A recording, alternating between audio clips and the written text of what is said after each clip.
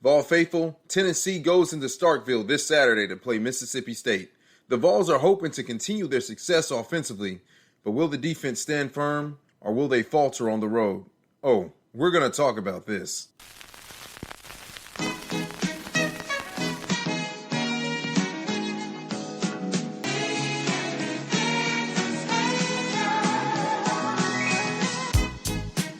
Welcome to the Vol Patriot Podcast. I am your host, the Vol Patriot, patriot of the Volunteer Nation, and my co-host, Jay Mello. This podcast is for the people, by the people, specifically Tennessee football, but also college football as a whole. We're going to cover weekly updates, pre-game and post-game reviews, in-game specifics, and of course, hot takes. We will talk about things that most sports podcasts are afraid to discuss. You'll hear it here and only here on the Vol Patriot Podcast. Like, comment, subscribe, and as always, go Big Orange, go Vols. Good morning, Vol faithful. A lot of questions already answered from last week against UAB, though there are still a few lingering questions, mostly our defensive secondary and our defensive play calling. When you look at the betting odds, here against Mississippi State, I believe we're favored, depending on where you look, about 7.5 to 8 points, 8.5 points. That kind of tells me a lot of what the bettors and maybe what Vegas is kind of looking at. And they're going, okay, either one, Mississippi State is a much improved team and they're actually really good. And then two, maybe they're looking at Tennessee's defense, as a whole and going, well, They haven't actually looked as good as they have in the past, and given how they responded to UAB last week, and especially on the back half, looking back and watching the footage, I feel like our defense actually did a much better job with the starters for the first two quarters and in that third quarter, although we did give up kind of that touchdown. Was kind of funny. But we were giving up some plays here and there, and I just kind of thought to myself, if this is Mississippi State, how much more points could they have possibly put on us? I don't know, because once again, our backups were in. So maybe they're looking at that like I'm looking at it and going, well, Mississippi State has an opportunity to come out here, execute at home with the Cowbells just going crazy and give Tennessee, a scare to where Tennessee has to pull it out with the final play. I can see it happening, guys. I can see it happening, but I hope that's not the case. I hope Tennessee's defense comes out here, executes, does what they're supposed to do. I hope that the play calling is there. I have no sort of concern with our offense. I have no doubt that our offense can go out there and just dominate, but I think your offense can only go as far as your defense can at the end of the day, because if your defense is giving up as much as the offense is given, what are we doing here? Josh Heupel has to kind of slow the game down and whatnot. I'd love to see Josh Heupel come out here and just light up Mississippi State's defense. And then, of course, Tim Banks make some great play calls and get some stops and get the separation going. Get our guys in control of this early, jump on them early. That's what I want to see. But with that being said, the same questions are lingering.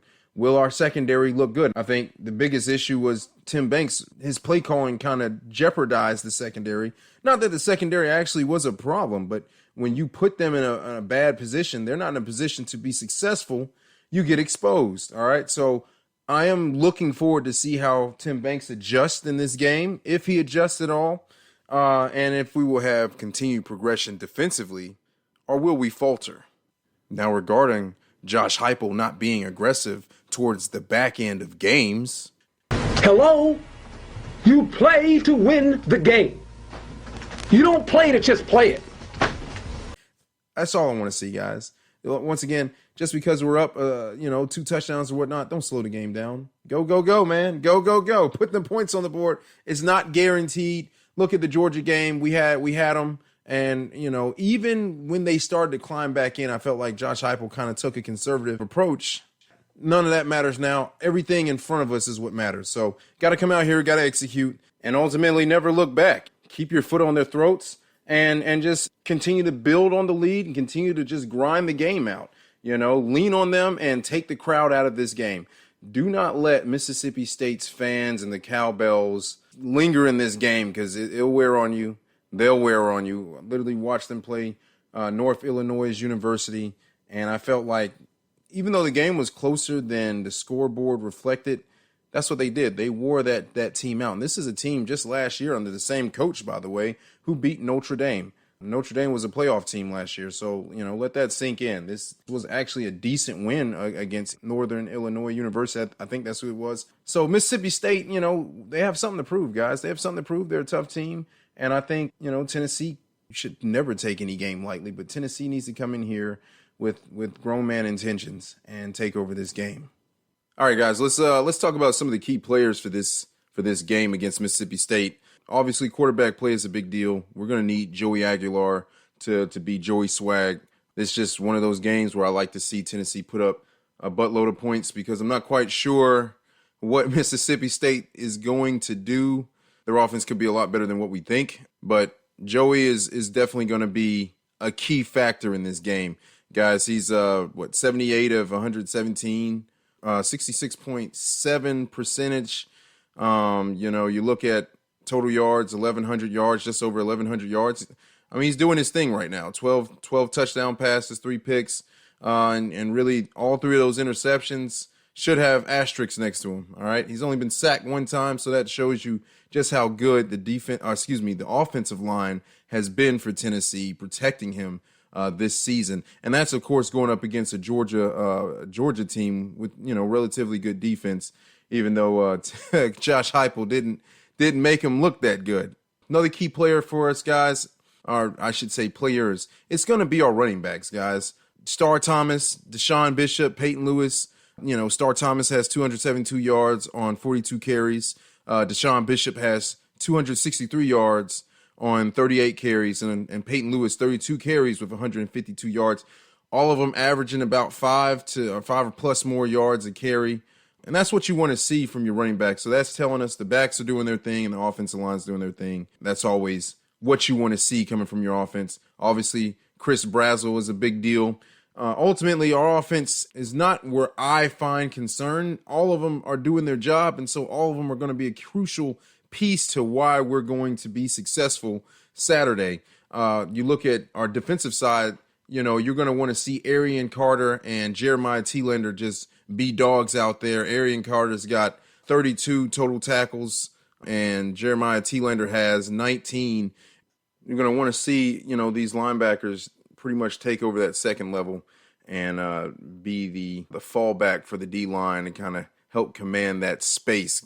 Also, you're going to want to see your secondary step up. And that, I'm not going to just say a key player altogether. I'm not sure if Boo Carter is going to start in this one. I'm not sure who's going to be where. You're going to want to see your Ty Redmonds, and you want to see your Colton Hood. You want to see Boo Carter. You want to see McMurray. All these guys do good. So I'm not going to say this person's a key player, that person's a key player. The secondary as a whole is going to be a key point of interest for Tennessee going forward defensively. And I know this guy's not a player, but he is a key factor on how well we do defensively as a whole, and that's Tim Banks. Guys, you've listened to my podcast. I'm hard on Tim Banks. I'm hard on Tim Banks because I am a defensive guy. I played strong safety in high school. I played a little running back as well. I can play the cornerback position. So defense is something that I understand pretty well. I don't know all the plays. I don't know everything, guys. I'm not saying I'm super versed in all things defense. But what I do know is there are some times where I'm going, why didn't we run this play? Because the offense is doing this and they're not adjusting because it's working. So let's force them to adjust. And Tim Banks just kind of, in past games, no, we'll ride with this particular setup, and it burns us up. Mississippi State isn't, UAB, and they're definitely not Syracuse, all right? I think they're a much improved team this season. They got some weapons. We're going to get to that in a second. If we don't make adjustments when they start doing here and theirs, and this is an offense, right, in Mississippi State that does similar things that UAB did, as I said earlier, flat plays and hitting you with the underneath routes, a lot of motion, jet sweeps, and so on. Man, if you're playing too far off the ball, you're going to get cooked. You're going to get cooked, and these guys aren't slow. They got an extremely speedy guy, and Brendan Thompson, I believe his name is. And, you don't want to get cooked out there. You don't want to get cooked like a Sunday afternoon barbecue, and everybody's just like, woo. So Tim Banks he's actually a key factor in Tennessee's success defensively, because we're going to need to get some stops. And I know Josh Heupel's going to be able to put the points on, with Joey Aguilar at the helm. So those are the keys, I believe, for Tennessee going forward in this game. Okay, guys, going with Mississippi State's key players now. Sticking with the quarterback room here. Blake Shapen, 6'1", 210. He's a fifth-year senior. This guy has the experience, similar to Joey Aguilar, right, to really hurt you guys. He's got the legs, he's got the arm, and he definitely has the receivers. So this is something to be very careful going forward with. If you're our defense, have to stay disciplined, all right? Eye discipline, as Josh Heupel said, as I've said, you have to have that. You can't get caught up in trying to make the play. You have to be a team player here. Do your job, set the edge, and don't crash, because you kind of want to contain this guy and close around him. You don't want to just, shoot in and let this guy shoot through a gap. And, he definitely has the speed to get about 10, 15 yards before it's too late. You could be in a situation. So the defense and what we do, we have to be pretty mindful. And I would love to see Tim Banks maybe kind of have like a linebacker spying on him, just kind of sitting around the line of scrimmage there in the second level, and just kind of key on him, like when he might get flushed out of the pocket, so it forces him to have to throw it, or maybe we can get, a sack or force a fumble with that. So he's a problem, and the receivers can be a problem. Brendan Thompson, 5'9", 170. Anthony Evans, 5'11", 180. These guys, really fast, really good receivers out here for Mississippi State. They can really do some damage, and the way they utilize their receivers and the way they run their offensive plays, similar, like I said, the UAB, a lot of sweep plays, underneath routes, motion plays, just trying to get mismatches, and they have the speed to do it to you. So they combine for about 581 yards in total. Brendan Thompson has 17 receptions, 291. Anthony Evans has 21 receptions for 290 yards. So, these guys are going to be a key factor. Defensively, can't say I know too much about their defense. Before what I have seen, their safety play is really good.